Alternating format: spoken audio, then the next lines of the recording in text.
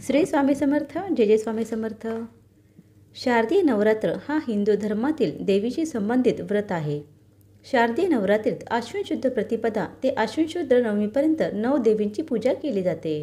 या नवरात्रीत घटामध्ये देवीची स्थापना करून नंदादीप अखंड प्रज्वलित केला जातो व आदिमायेची 9 दिवस मनोभावे पूजा म्हणजेच घटस्थापना किंवा नवरात्रोत्सव साजरा केला जातो.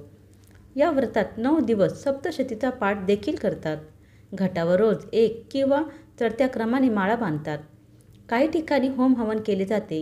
9 दिवस कुमारी मुलींचे पूजन करून त्यांना भोजन घालतात. काही ठिकाणी देवीला कडाकण्या बांधतात. आजच्या व्हिडिओमध्ये आपण नवरात्र संबंधी पूर्ण माहिती पाहणार आहोत. देवीचा गोंधळ. शारदीय नवरात्र काळात 9 दिवस देवीचा गोंधळ घालण्याची परंपरा आहे. काही ठिकाणी देवीचे उपासक ज्यांना गोंधळी असे म्हणतात ते गोंधळी संबळ या वाद्याच्या साथीने देवीची स्तुती असणारी कवने देवीसमोर सादर करतात. यालाच गोंधळ घालणे असे म्हणतात.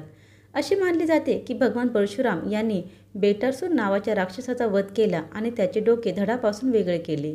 त्याच्या शिराच्या तंतूंना ओवून त्यापासून एक वाद्य तयार केले आणि माता रेणुका हिच्यासमोर हे वाद्य वाजून त्यांनी आपल्या आईला रेणुका माताला वंदन केले. त्यावेळीपासून गोंधळ परंपरा सुरू झाली.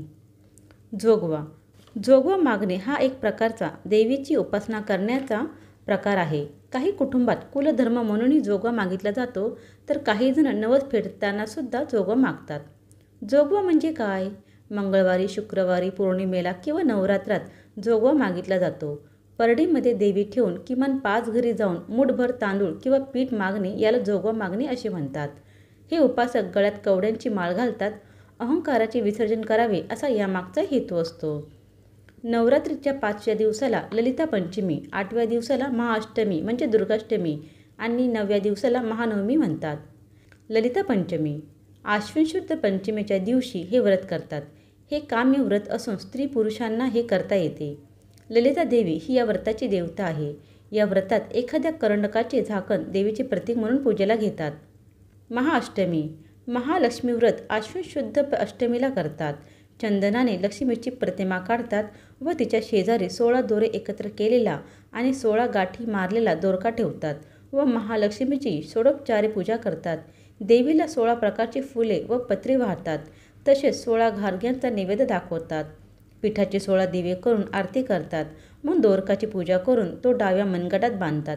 त्यानंतर हातात 16 अक्षता आणि 16 दुर्वा घेऊन महालक्ष्मीची कथा ऐकतात. त्या दिवशी प्रदोषकाली महालक्ष्मीची दुसरी पूजा करतात.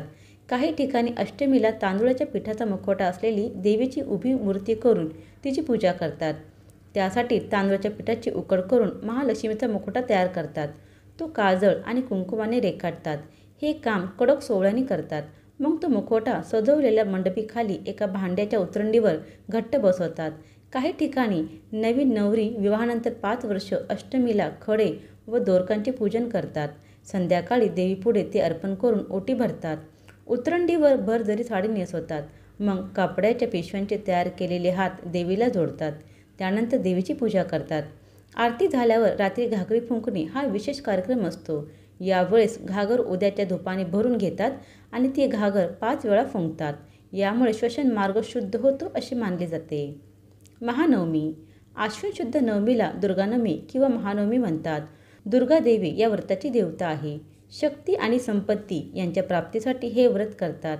वेगवेगळ्या प्रकारे देवी पूजा केली जाते. कुमारिकांना भोजन दिले जाते. विजयादशमी म्हणजे दसरा. आश्विन शुद्ध दशमीला विजयादशमी असे म्हणतात. चामुंडा देवीने महिषासुराशी युद्ध करून दसऱ्याच्या दिवशी त्याचा वध केला अशी कथा आहे. म्हणून त्याला नवरात्रीचा समाप्तीचा दिवस असेही म्हणतात. दसरा हा 3.5 मुहूर्तातील एक मुहूर्त समजला जातो. या दिवशी शमीपूजन, सीमोल्लंघन, शस्त्रपूजा व अपराजिता पूजा केली जातात. दसरा हा सण विजयाचे प्रतीक म्हणून त्याला विजयादशमी म्हणतात. याची आणखी एक कथा आहे. रामाने 9 दिवस उपवास करून शक्तीची म्हणजे देवीची उपासना केली. त्या देवीच्या उपासनेने शक्ती निर्माण झाली म्हणून रामाने रावणाचा वध केला. रामाला विजय मिळाला म्हणून या सणाला विजयादशमी असे म्हणतात. या दिवशी ठिकठिकाणी रावण प्रतिमेचे दहन करण्याची प्रथा आहे. या दिवशी विद्येची देवता मानल्या गेलेल्या सरस्वती देवीचे पूजन केले जाते. लोक या दिवशी परस्परांना सोने म्हणून आपट्याची पाने देतात. भोंडला हादगा खेळणे. नवरात्रीच्या काळात महाराष्ट्रात मुले संध्याकाळी भोंडला खेळतात. गुजरातमध्ये या काळात रात्री गरबा खेळतात.